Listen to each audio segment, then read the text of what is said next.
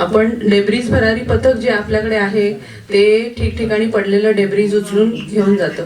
त्याच्यामध्ये मागच्या वेळी आमच्या प्रभागामध्ये जेव्हा अशा प्रकारची इल्लीगल डेब्रीज डम्पिंग होत होतं त्यावेळी आम्ही नागरिकांबरोबर त्या ठिकाणी जाऊन ते थांबवलं.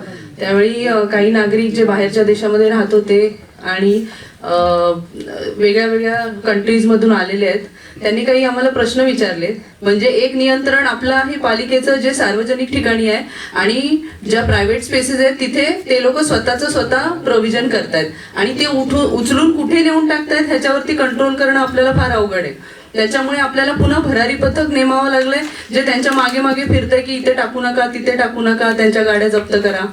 तर बाहेर काही ठिकाणी अशा प्रकारची नियंत्रण आहे की कुठल्याही प्रकारचं मग प्रायव्हेट असू दे किंवा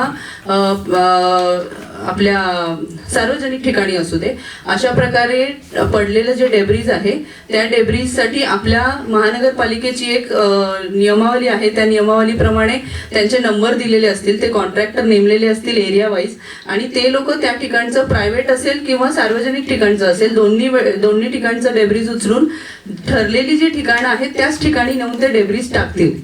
मग ही जी कॉन्ट्रॅक्टर आपल्याकडे आहेत तशाच प्रकारचे जे इकडचे लोकल्स आहेत तशा लोकांना आपण जर का त्याच्यावर घेतलं तर आपल्याला जी डेब्रीज नियंत्रण करायचं आहे, झिरो डेब्रीज शहर जे आपण म्हणतो ते करणं आपल्याला खूप सोपं होईल.